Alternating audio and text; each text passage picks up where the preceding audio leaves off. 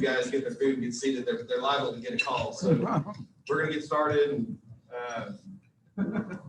get going. I'm going to lead us in a quick prayer and do the pledge, and then we'll kick this thing off. So join me in prayer.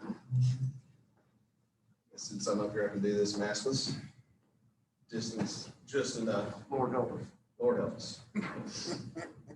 Lord, thank you for this day. Thank you for the men and women who have answered the call to serve their community, their neighbors, their country. We appreciate the selflessness that they show day in and day out.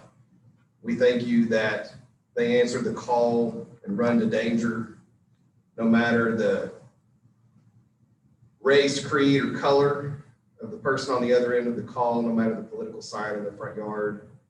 We just thank you that they're there for us. We thank you that they are the helpers that we tell our kids to turn to when they're in trouble.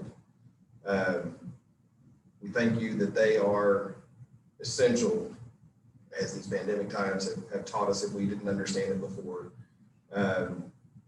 We thank you for the protection that you give them and the call to service that they've answered. Lord, we thank you for this time of the year when we get to exercise our right as citizens to impact the direction of our country. And we pray for those who are running for office. We pray for those who will be elected after Tuesday. And we pray for those who are casting votes, those who have and those who will be between now and Tuesday. We just ask your hand and your guidance in that process, and that you would bless whoever is placed in position of power. We pray that that would be a peaceful process. We pray that your hand would be on this country to ease the concerns of those regardless of who we elect. Just pray for peace, peaceful transfer of power, peaceful continuation of power. We just ask that you be with us in these troubled times. Thank you for this club. I thank you for those who help recognize those who serve us. We thank you for food this morning. We ask that you be with us in all that we do, and that everything that we do will be pleasing to you. In your name, amen. Amen. All right, join me in the pledge. I pledge allegiance to the flag of the United States of America and to the republic for which it stands, one nation under God, indivisible, with liberty and justice for all. All right. Well, it's good to see everyone this morning. I feel like I missed the opportunity earlier to say good morning, Lake Highlands. Good morning. All right. Well, we've got several announcements, some of which were alluded to as I lifted us up in prayer. Early voting, last day is today. If you are a procrastinator like me, you might join me at Audelia Library after the meeting. Cast a vote. If you're an even worse procrastinator than I am, you might vote on Tuesday. Hello. Mr. Threadgill, our Deputy Vice President of all things elections, has informed me that you can vote anywhere on Tuesday. You don't have to vote in your precinct anymore. So if you haven't voted, don't raise your hand. Go vote.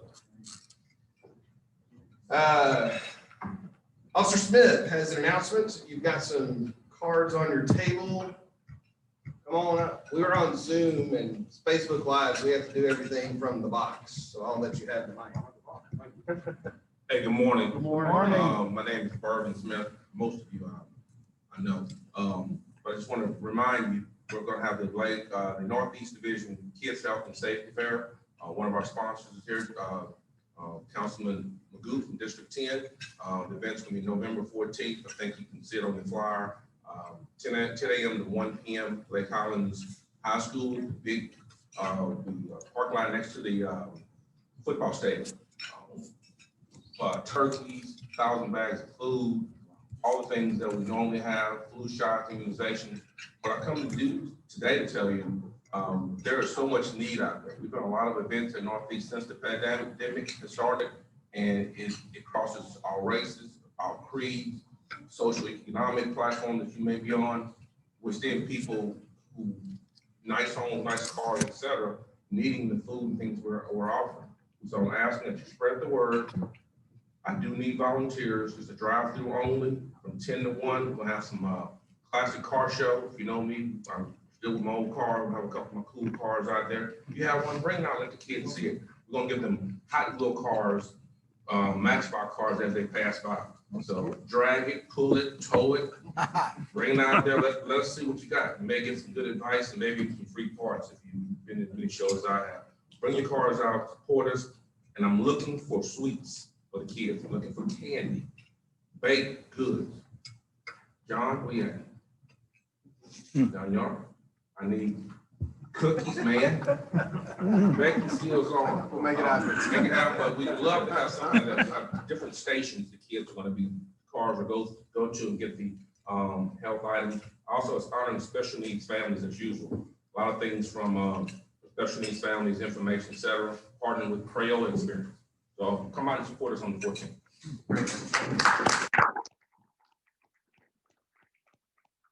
Excellent, thank you. That sounds like a wonderful event, something that we can certainly get behind. So if you've got some time on Saturday the 14th, let's get out there and help out. All right, Mr. Boyd, you're gonna get a lot of time at the podium today, but you want to make a quick announcement about the kid trunk or treat, or should we let Mr. Councilman Magoo shout that one out? I've got the details here. I can do it. All right. Saturday, tomorrow, from 2 to 4 p.m. at the Village Shopping Center. That's up by the Tom Thumb at Skillman and Royal. The PID is doing its trunk or treat. I'm sure they could use assistance, candy, stuff.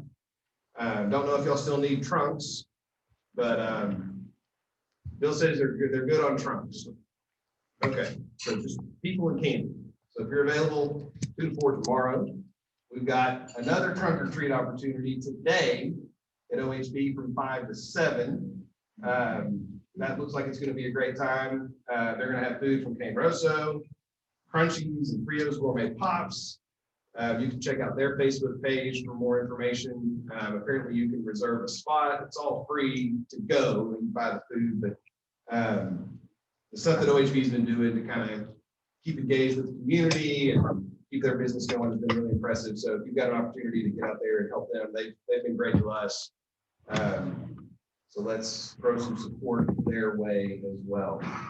Okay, I'm also going to put some people on the spot that I did not prep for this, but I saw a few club members getting some publicity this past week regarding the Skillman Bridge groundbreaking. Mr. Holmes, Mr. Boyd, either of you want to give us a quick howdy on how that was and what's going on over there? I mean, I can't get off of Mr. Holmes. Thank you, Mr. President. Good morning, everyone. Yes, we did have a tremendous ceremony out just west of Audelia with a few thousand cars passing by, giving us dog watching TV looks that we're standing out there in the middle of that meeting. But it was to commemorate the first step in what has been a multifaceted journey. We are on the construction portion of that journey, thanks to several people in that picture that are much smarter and prettier than I am. But Councilman Magoo and Susan Morgan have been our leaders in this phase of the journey to get to where we are going to fix the intersection at Skillman, Audelia, and LBJ, and it will be capstoned by our signature Skillman Bridge. Project to be completed in 2024, but look for that intersection to be under construction, and as they like to say in construction, it's going to get a lot worse before it gets better. So just be careful.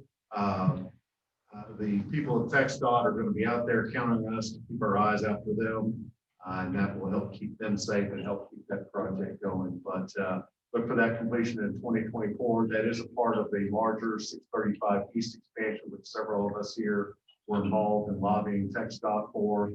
But it was a great celebration of Susan Morgan's 15-year efforts with Bill Blades, Jerry Allen, Councilman Magoo. It has been a long road for her. So anytime you bump into Susan Morgan, thank her for for her tireless efforts around the reconstruction around one of the most dangerous intersections in Lake Highlands, where, as we all have driven it, everything kind of converges into one lane. It feels like. So anyway, once again, look out for our workers out there, and thank you, Councilman Magoo. Thank you, Susan Morgan, if you're on the Zoom. We appreciate all y'all's efforts.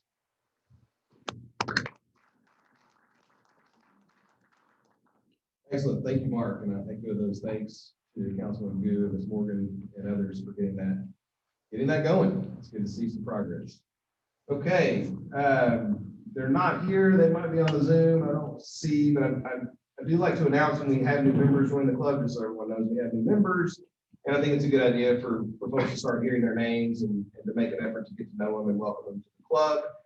But on our board meeting this week, we approved 2 new members, Brent Worthy and Matt Sears.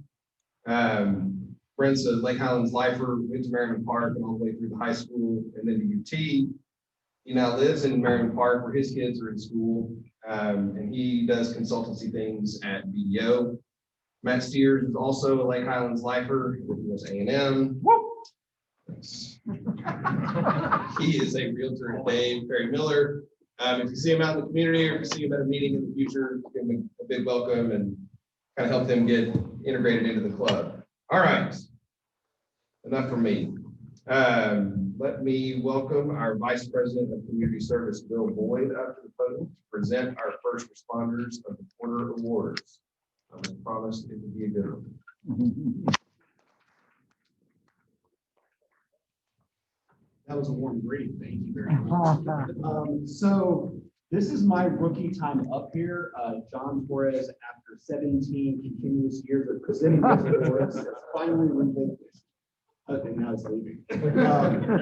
So I'm enjoying it, but bear with me. Also, we've got social distancing and all that jazz. So if anyone who is presenting or speaking would sit behind the podium, this is on Zoom and all that fun stuff, and I'll be over here, and that way we don't have to worry about masks and stuff. So I flipped a coin, and first up today will be the fire department. So if Chief Metter would come up, please, and introduce our awardee.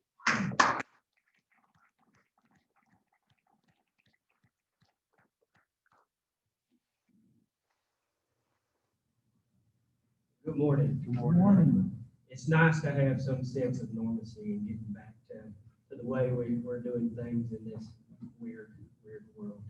So first of all, I want to thank the Exchange Club for the continued relationship that we have with the fire, that y'all have with the fire department, and supporting our members, recognizing them every quarter, and doing what you do behind the scenes and for this also. It's always an honor to serve the people of the Lake Highlands and to know you're appreciated.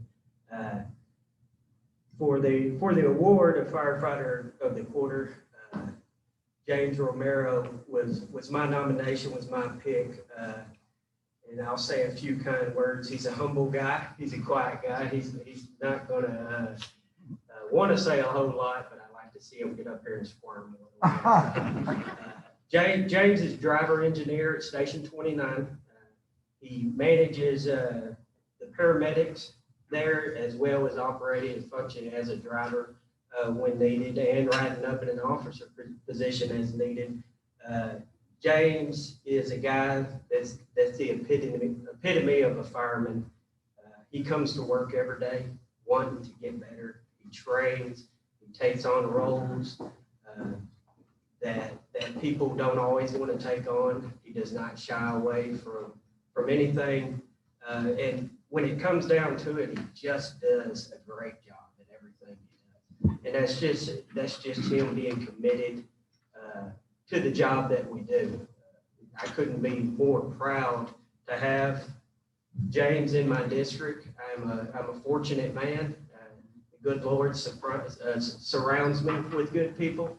I always say that's for a reason. He tries to protect the weak-minded. But James is definitely one of those guys that comes to work every day, has a lot of pride in what he does, and just takes care of his business and makes the fire department, the city, and the area of Lake Highlands better than when he found it. So the firefighter of the quarter is James Romero.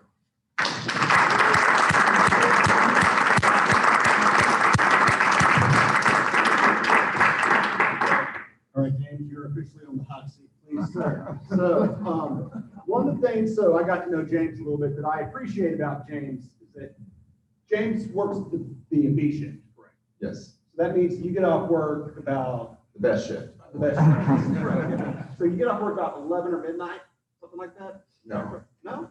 no, we get off at 7 in the morning. 7 in the morning? Screwed up my opening joke. Okay, well, so that's why you didn't cuss when I told you that the meeting was. Who was it, 7? I thought B shift got off at like midnight. Okay. Like I said, the best shift. Again, I'm a rookie, folks, I'm sorry. Okay, but so James, so tell us a little bit about you and the department. How long have you been with the department and here in Lake Highlands? Yeah, so I have been with the department since 2011, October 12, 2011. I've been in the Lake Highlands area for about 3 years. When I promoted, I went to Battalion 4, which has been a great battalion to work in, learned a ton. And I have a wonderful wife. Been married for over 5 years, and we got our first little boy on the way due December 24th. Good news is that it won't change my life. So, all right, so judging by your hair, the gorgeousness of it, I'm guessing you're not originally from Dallas. So where's home? I am originally from California. Los Angeles. Okay. So, how did you get to Dallas from LA? So I came out here essentially just looking to be a fireman. I was trying to get on with LA, but it was difficult to get on out there. So ended up out here. Well, what did you do before fire? The department. I served 6 years in the Air Force. I did military police work. In the Air Force, it's called Security Forces, just a fancy name. And then when I had separated, that's when I joined the fire department several years later. So tell us about being a driver in here. What does that entail and what's your daily life like? Yeah, so I think like Chief was saying, really I'm the paramedic driver. So we're tasked with attempting to wrangle in all the paramedics at our station. But I'm fortunate and grateful. I have a great set of medics that I work with, and not only do I learn from them, but I'm hopeful that they also learn from me. And then, like Chief was saying, we drive the engine if the engine driver isn't there. So that just is kind of another role that we step into, driving the engine, ensuring we know how to pull levers, essentially is what they say, and how to get water to the tip of the nozzle. So to make sure the guys inside are getting what they need. And sometimes we'll also ride up an officer role, which is once in a while we'll do that too. Cool. So our world has been kind of rocked the past 7 to 8 months. So how has COVID impacted what y'all do as a department and you personally as an engineer? Sure. I think the department has done a great job in just protecting the firemen, but also ensuring that we too are protecting the citizens that we're running on. And for the most part, it seems that when we respond to calls, all the citizens recognize that, hey, if we're asking them to do certain things, that they understand it's for their safety and also ours. So, and then as a driver engineer, I think that that's kind of molded into one, just ensuring that I'm following procedures, ensuring that all the guys at the station, we're doing the best that we can to implement those procedures on all our calls. Excellent. All right, so my last two were ones that I did not want to get an answer from when we talked the other day. So I'm going to ask you now, what's one thing that you wish that the public knew about your job? Oh, man. I think EMS and building construction always changing and evolving. We too are constantly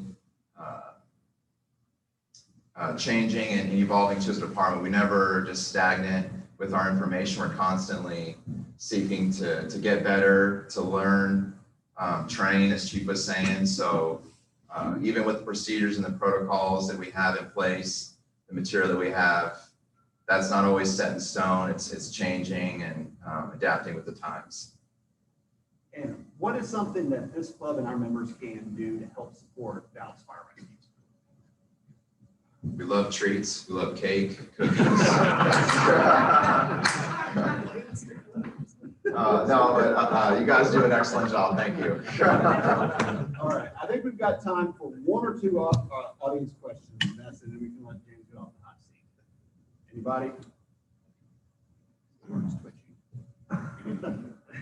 Oh, all right, James, thank you very much. Thank you.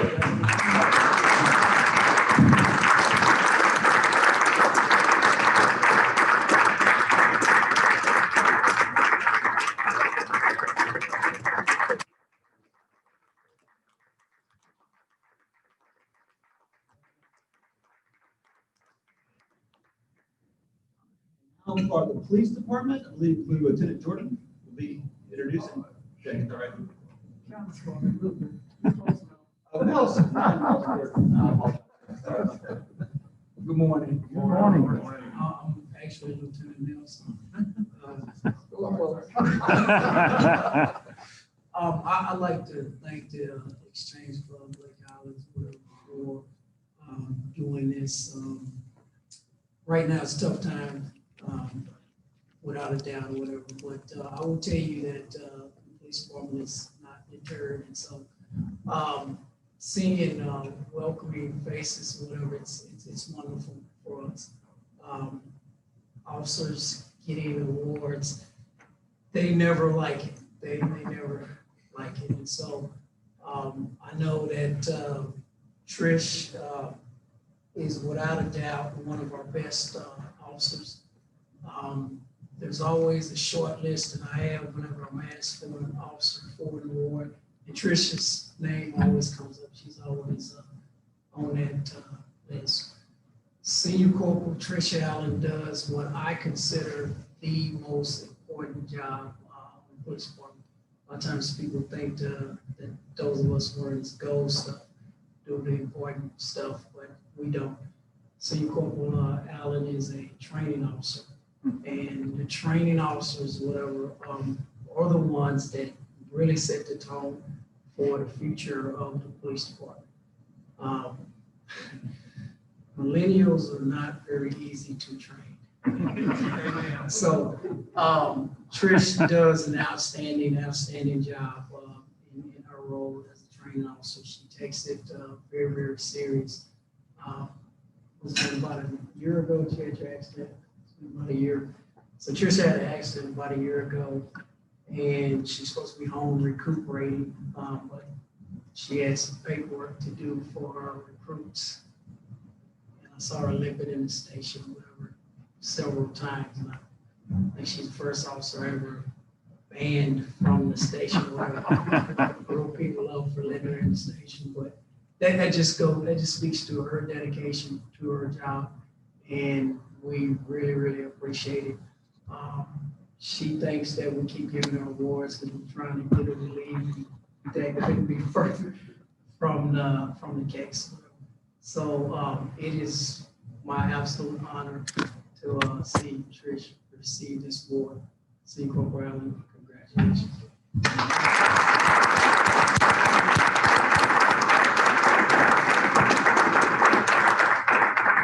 Good morning, Chris. Welcome. And you brought a guest. I did. Kelly Stonecker, my other half, my better half.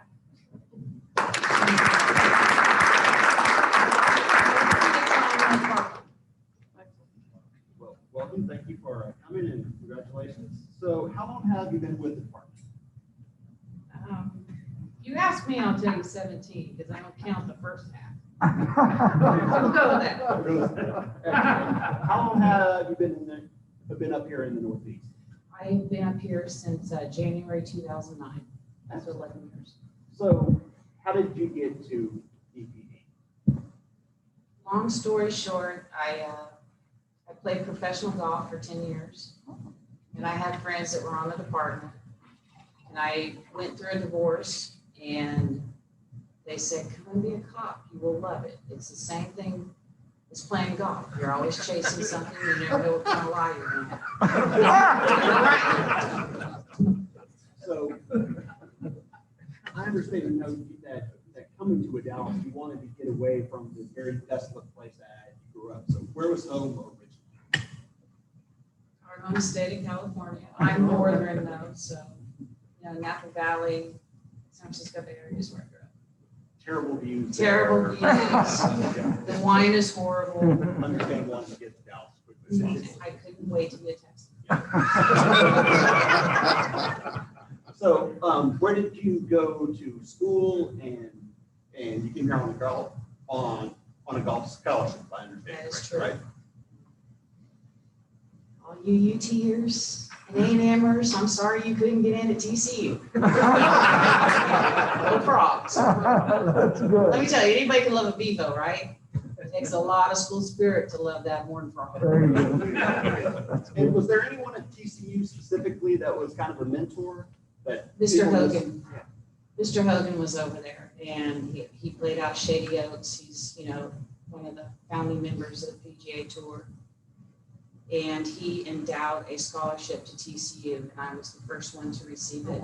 And he made me promise that I would not leave TCU and turn professional until I received my degree. So, Hobnob with you famous folks. So what are your current duties with the department? I know that LT. like LT said, I'm an FTO. In fact, I sent one of the rookies off this morning. You know, it's just kind of watching your kid leave. There are some of them you want them to pack their bags and move on real quickly. This one I kind of like. My primary job that I kind of take to heart is to see how gray I can get his hair, but obviously I'm not doing very well at that. I teach rookies. I mean, I train them, and I love it. So, being with the department a while in this role, how have you seen the incoming class of officers change as they're getting, you know, into more of the millennial now, the Generation Z and stuff like that, since they're starting to come in to adulthood and real jobs?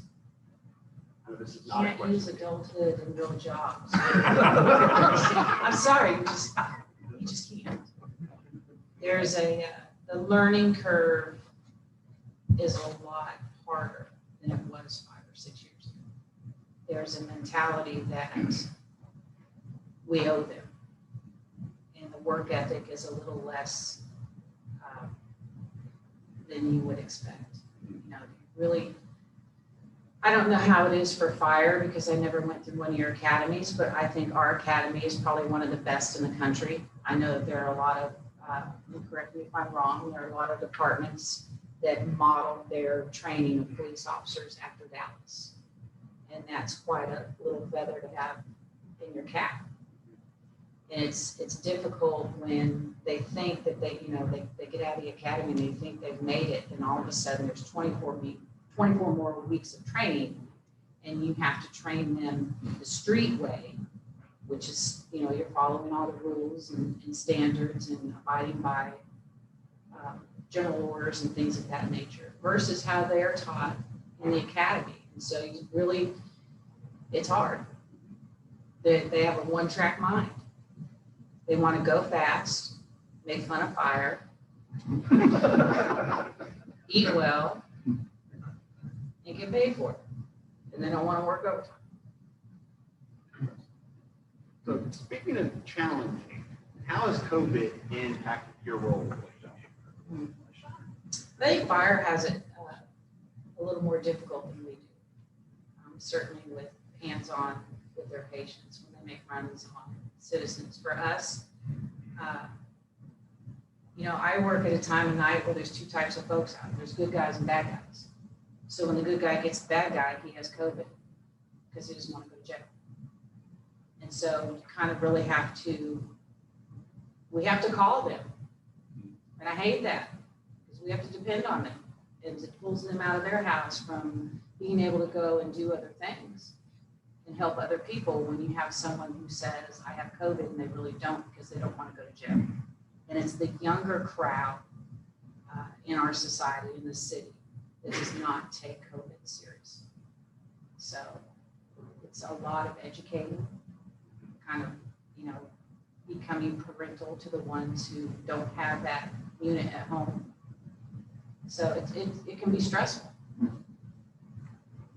So I'm gonna have the last two questions that I have be the same questions that I asked James. So what's one thing that you wish that the public knew about your job? That we do not get up every day going to work wanting to shoot someone. And that's the honest truth. We are not here as enforcers. We are here as protectors. So at least once a day, once a shift, I have someone say that to me. And it becomes very old very quickly, but it's the nature of our business. And what is something that this club and our members can do to help support the Northeast? Well, unlike fire, I think that we would do better with vegetable trays.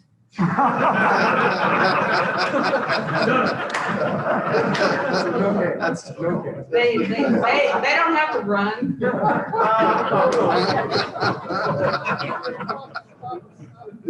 We really do love y'all. Are there any questions from the audience? Yes, sir. Officer, thank you for your service to DPD. Thankfully, we haven't seen any videos on TV of police shootings in Dallas, but we saw one yesterday. We see them frequently. I'm just curious how you guys train officers in Dallas in a situation where you've got some mental guy in some mental case, and he's coming at you with a knife, kind of like we saw. I mean, these officers are drawn down immediately, and I'm just curious if that's how we train them, or, I mean, tell us a little about that. We have probably the best training. We like to refer to people who are mentally unstable as consumers. It's not an easy call to go to because you don't want the worst thing to have happen. We train that you take more people than you're actually going to need and make it safe. And if you can put your hands on them and secure them without hurting them, ideally, that's what we would like to have happen. Ideally, that's what happens 99.9% of the time in Dallas. But you don't hear about it. We can't control what they're going to do before we get there. Our job is to de-escalate the situation, have enough bodies around us that we can securely help them into a position where they can't hurt themselves or hurt anyone else. And then sometimes these guys have to help us transport them to a facility that can certainly help them. Might just follow up. If you have a specific instance, if you have a citizen coming at you, whether he's mental or not, or she, with a knife, are y'all taught or do you teach not to retreat from them and try to de-escalate it? Or I'm just curious what the thought process I don't like to is. say the word retreat. I like to say advance in the opposite direction. Because the minute you say retreat, you've lost. If you're advancing in the opposite direction, you're giving yourself time. You're buying yourself time and distance. There's 100 different ways that you can do it, but you don't know how you're going to do it until you're actually there. That's why we pay those sergeants a lot of money. And lieutenants. No, we actually do in Dallas. We actually have a very good mental health program that officers attend. It's a week-long program. And every scenario that you can absolutely think of is presented to us. You know, the debrief that goes on with consumers, even with, you know, you have your rookie in the car, where there's 6 or 7 of you that had to go and answer the call. You debrief when it's over. What could we have done better? What should we have done? It's a learning phase. Not every call you go on is going to be the same. Does that answer your question? Pretty much. It just seems to me, when these officers shoot, that, and I'm sitting here thinking, I don't know what I would have shot at that point. I'd have given it more time to develop and to see. But these officers are so fast to fire their weapons.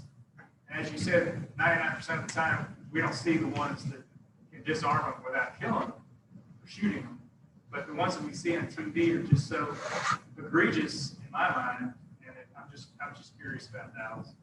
Everyone has their different level of the threshold of what they feel is their threshold for their life being in danger. I can't answer what your threshold is. We de-escalate, that's what we do. And sometimes, unfortunately, it doesn't happen that way. A person with a knife is a weapon. And unfortunately, the media likes to That harp on that would be sensation. true. And with the country's biggest fires, there's plenty of opportunity. Well, thank you. Thank you. Congratulations. Let me grab the award. Just hoping more questions than okay. Thank you, ma'am. Thank you. So congratulations. Senior Corporal Trish Allen.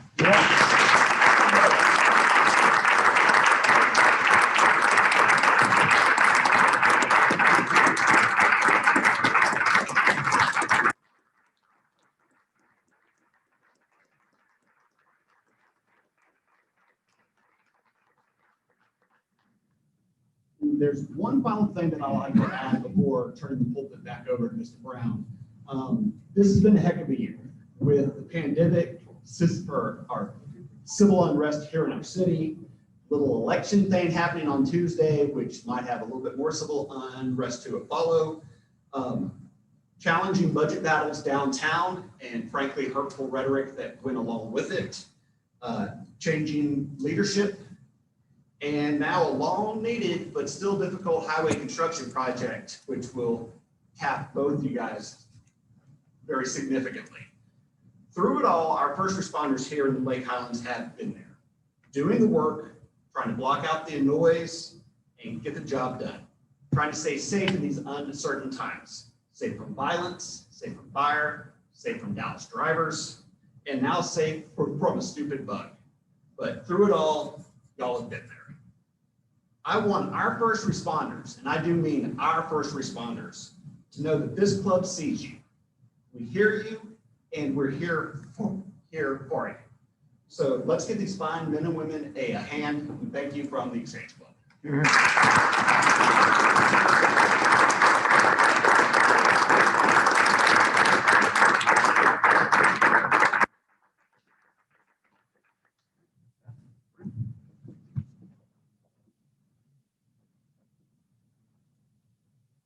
Thank you, Mr. Boyd. Thank you to our first responders for being here this morning. Congratulations to our honorees. We really do appreciate what all of you do, and especially those who are being recognized this morning. Thank you. A few final remarks. Our next meeting is next Friday.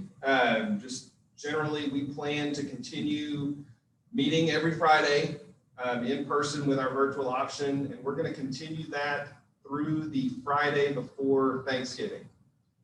And then we're going to stop, and we're not going to meet again until January. We may have an event or two that we push out virtually during that time. We're not going to have a Christmas party.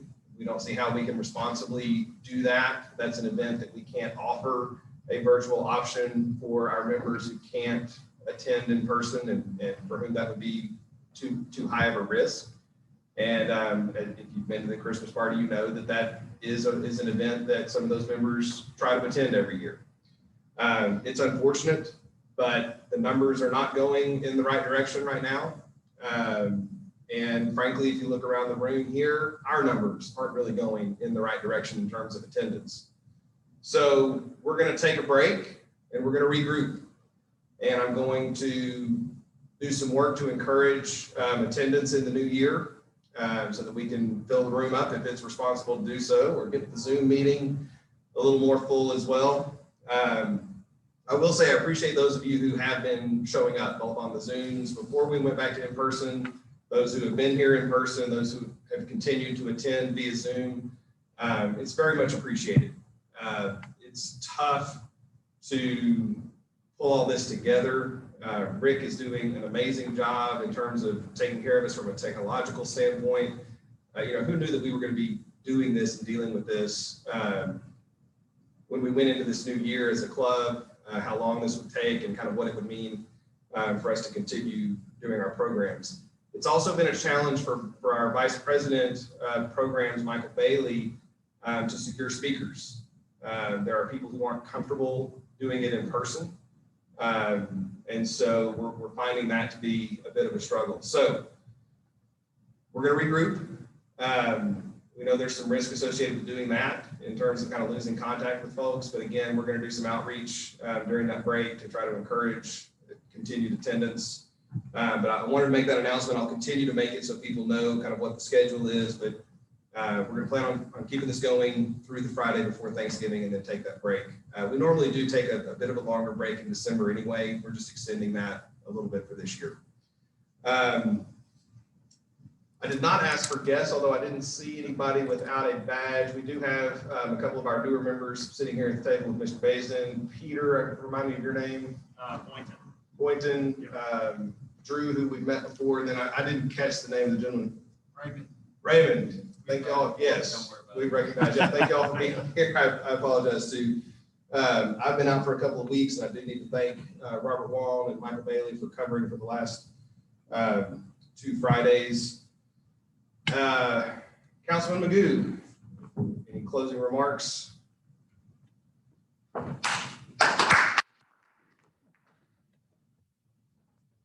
Well, I'll just say you can't sit here and hear from our first responders and not just be just admire their leadership in the role and the humility of which, from the leadership to the award winners and everything else. It's absolutely a beautiful thing to know that we have people, men and women in this city, serving the way that they serve. I'm incredibly thankful for y'all. It's, as you know, and I think Bill, you said it great. It's been a heck of a journey over the last few times. And I want to say also, just take this to say thank the club, because as we went through this last budget discussion, we found ourselves, and I'm saying the collective we in this room, under attack for a lot of things, of budget cuts, both to our police and fire and to things that impact our schools and our area of our city here. And this community stood up, and this club stood up and advocated, and for the most part, we came through okay, but it's certainly things that we got to stay engaged with. The budget discussion has been a mess this year, and I don't anticipate any of these things getting better over the next little bit. So please continue to stay engaged in that. I'll say this past Wednesday, we passed the funding to purchase a portion of the strip center at Forest Valdelia. And those of you that have been involved in some of this, you know that that's one of our toughest areas, both for crime and resources. And it's the strip where our boxing gym is. And the plan is to turn that into a green space area and park and rec area for our youth, which is one of the biggest areas of need in this space. So we're looking forward to expanding that boxing program. We're looking forward to expanding the resources for our kids. And so I'm excited about that. This is, as we talk about first responders, this is my last weekend of chairing our public safety committee. The mayor has moved me over, and I'll be chairing the transportation committee moving forward, which is a little bit bittersweet in that I certainly have identified in the public safety space for a long time. But as you heard, the transportation aspect, and look, our streets is something that is constantly a focus, and I'm going to get to dig into that a little bit more moving forward. So I'm encouraged by that. And we have also, while we're having change of leadership at the police department, we have change of leadership at our Northeast station too. And is that something we can say yet? Okay. And so in fact, Chief Griffith is here too. We're thankful for his leadership. He runs the whole Eastern Bureau. And so Major Arredondo, who has been a great friend of us in this area and has been the division commander Northeast, will become the police chief of Victoria, Texas. And we all were disappointed to see him leaving for a lot of reasons. Really great guy. But now we have a just designated, it'll be Major Rhodes will be coming into Northeast, and we'll all get to know him pretty quickly. But I'm encouraged to have that decision made and start to get everything in line so we can keep moving forward.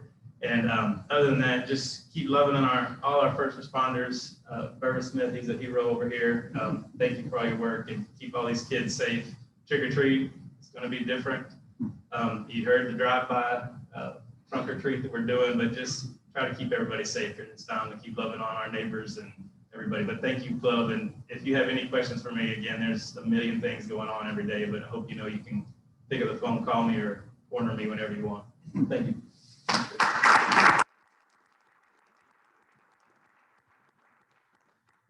Councilman Magoo, I know our first responders appreciate your service on the Public Safety Commission. All right, Chief Metter, Lieutenant Nelson, thank y'all for recognizing our honorees this morning, and to Engineer Romero and Senior Corporal Allen, thank you very much for your service. Thanks for being here this morning and sharing a little bit of your story with us. We really enjoyed it and appreciate you and everything that you do. I will close with some sentiments that Senior Corporal Allen shared that really spoke to me, and that is that they're not here as enforcers, but as protectors. Let's share that message with our community. That's what people need to hear, and we appreciate that y'all do that for us. So with that, thank you very much, and we are adjourned.